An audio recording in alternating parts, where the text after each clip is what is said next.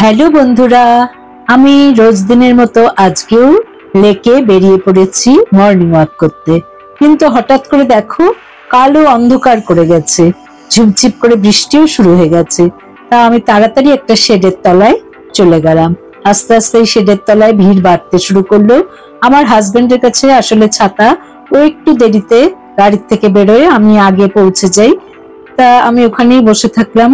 ও এখান দিয়ে ক্রস করবে, তখন ওকে ডেকে নিলে আমার ছাতার পেয়ে গেলে ওর সাথে আমার আর কি বেরোনোটা সহজ হবে। তা আমি এখানে ওয়েট করতে থাকলাম। এবার ও এসে গেছে, ওর সাথে আমি এগিয়ে যাচ্ছি। এই মুহূর্তে বৃষ্টিটাও কম আছে, তবুও আমি এই লেকের পাশে দাঁড়িয়ে পড়লাম, কারণ আমার এই প্রকৃতি দেখতে ভীষণই ভালো লাগে। এত সবুজ, চোখ জুড়িয়ে যায়। আর সবচেয়ে ভালো লাগে যখন পাখিগুলো সুন্দরভাবে আকাশের বুকে উঠতে থাকে। এই পাখির উড়ে যাওয়াটা আমার দেখতে ভীষণ ভালো লাগে। কালো মেঘের মধ্যে দিয়ে দেখো পাখিগুলো যেন পাখা মেলে কত আনন্দে ঘরে ফেরার চেষ্টা করছে। যাই হোক, আমরা আর আজকে রাউন্ড দেব না, যে লেকটা পুরো যে রাউন্ড দিই সেটা আর দেব না। ঠিক করে নিলাম যে এখান থেকে আবার ব্যাক করে গাড়ি যেখানে পার্কিং করা আছে ওখানে যাব, আর তারপর বাড়ি ফিরে যাব, কারণ এই বৃষ্টিতে ভিজলে আবার অসুখ বিসুখ করবে। তো যাই হোক, দেখতেই পাচ্ছ আমরা বাড়ির দিকেই রওনা দিয়েছি। বৃষ্টি মাঝে মাঝে হচ্ছে, মাঝে মাঝে আবার হচ্ছে। ফিরে এলাম মর্নিং ওয়াক থেকে। আজকে অর্ধেক রাস্তা গিয়েই বৃষ্টিতে ভিজে আবার বাড়িতে ব্যাক করলাম। তো এবার শুরু করি আমার সারাদিনের কাজকর্ম। প্রথমেই উঠে যাচ্ছি ছাদের সিঁড়ি বেয়ে ছাদে। ছাদে তো আমার প্রথমেই আমার বন্ধুরা সব ওয়েট করে থাকে, তাদের খাবার দিতে হয়। আজকে যাই হোক সেই দৃশ্য আর দেখালাম না। আমি গাছগুলো দেখতে এসেছি। আজকে খুব একটা জলের দরকার নেই, কারণ সকালে ভালোই বৃষ্টি হচ্ছে, তবুও কিছু গাছ সে জলটা একটু বেশি লাগে, সেই গাছগুলোতে আমি অল্প অল্প জল দিয়ে দিলাম।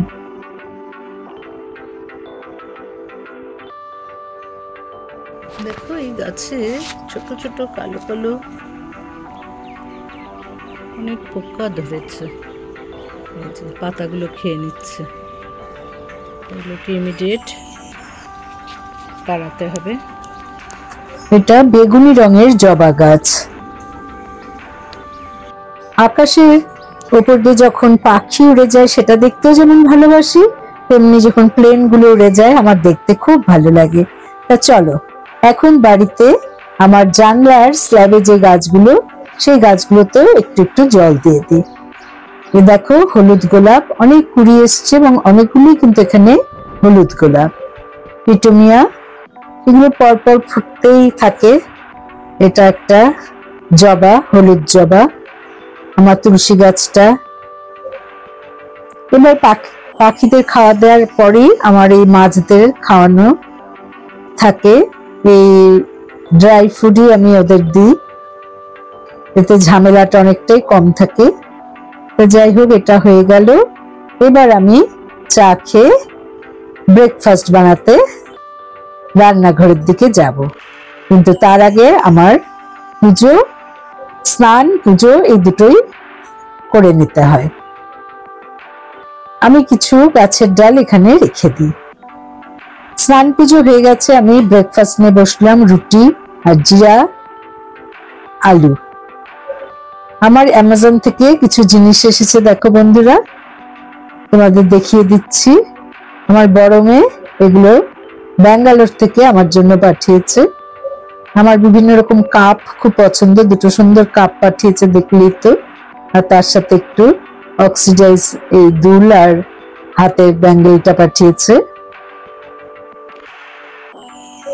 ও মেনলি শুনেছে যে আমরা জার্মানি যাব ওর ছোট বোনের কাছে, তাই ও এই হাতের কানের এগুলো পাঠিয়েছে বোনের জন্য। আর এই পারফিউমটা আমার জন্য, আমি পারফিউম খুবই পছন্দ করি। তো চলো এবার রান্নাঘরে যাই। আমি ব্রাউন রাইস ভালো করে ধুয়ে ভাত বসিয়ে দিচ্ছি। ব্রাউন রাইসটাই খাই, এর আগেও বলেছি, এতে স্টার্চটা কম থাকে, যেটা শরীরের পক্ষে হেলদি বলা যায়। আগে যেটাকে আমরা আসলে ঢেকি ছাটা চাল বলতাম, চালগুলো একটু লাল রঙের হয়, সেদ্ধ হতে টাইম লাগে। তা আমি গ্যাস পুড়িয়ে আর এই ভাত রান্না করি না, রাইস কুকারে বেশি করে জল দিয়ে বসিয়ে দিই, প্রায় 1 ঘন্টা ধরে ভাত হয়, নিজের মনে ভাত হতে থাকে। আমার ওই সময়টাতে অন্য অনেক রান্না বাড়ি থাকে। তা যাই হোক, ভাতটা আগে সবার আগে বসিয়ে দিলাম, দিয়ে এবার আমি অন্য রান্না করব। আমার সমস্ত রান্নাও প্রায় হওয়ার মুখে, ভাতও হয়ে গেছে। দেখো, ভাতটা এবার ওপর দিয়ে দেব। একটা চালনির মধ্যেই ভাতটা ঢেলে দিই, 1.5 কাপের মতো এখানে চালের ভাত। এবার সকাল থেকে যা যা বাসন হয়েছে আমি ডিশওয়াশারে ঢুকিয়ে দিচ্ছি।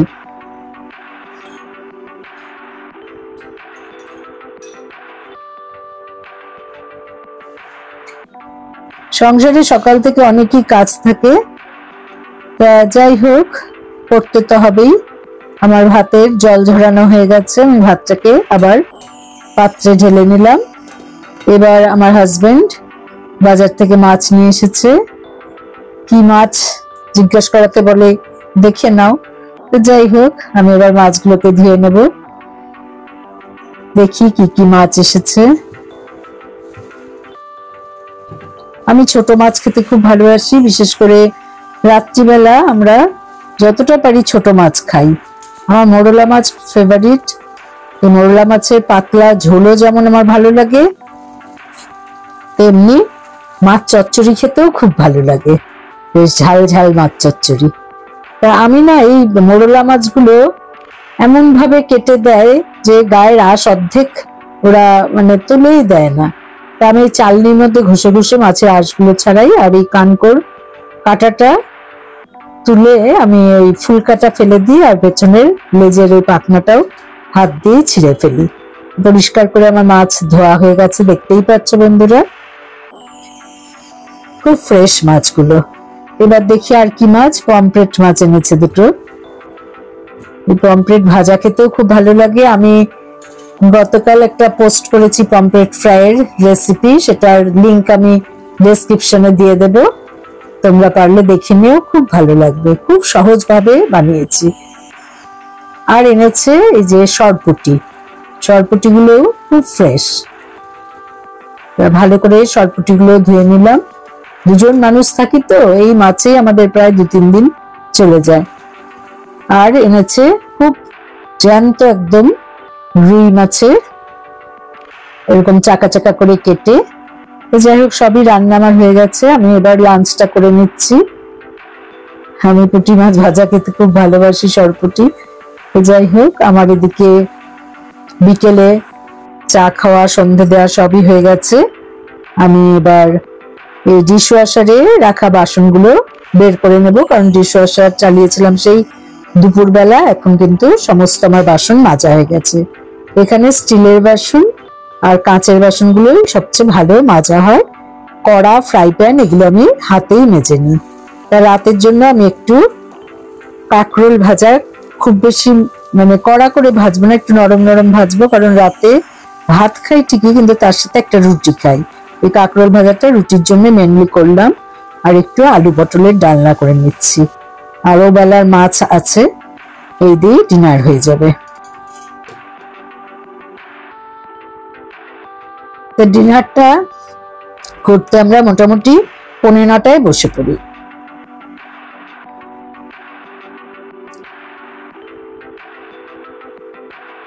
এখন বাজে রাত 9টা। আমি এইমাত্র ডিনার করে বেডরুমে ফিরলাম। এবার আর কি, কিছুক্ষণ আমি একটু এডিটিং করব। নেক্সট যেই পোস্টই করি না কেন, সেই কুকিং চ্যানেলই হোক বা আমার এই ডেইলি ব্লগই হোক, তা কিছুদিন কিন্তু আমি একটু ডিস্টার্ব ছিলাম, বিশেষ করে এই আরজি করে ঘটনায়। আজকের থেকে একটু মনটাকে আবার শক্ত করার চেষ্টা করছি, এবং প্ল্যানও করছি যে ছোট মেয়ের কাছে ঘুরে আসার।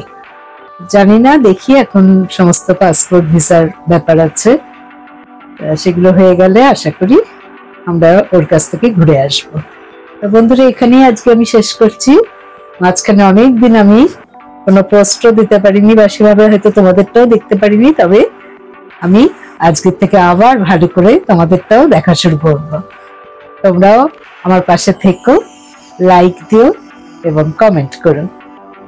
Good night.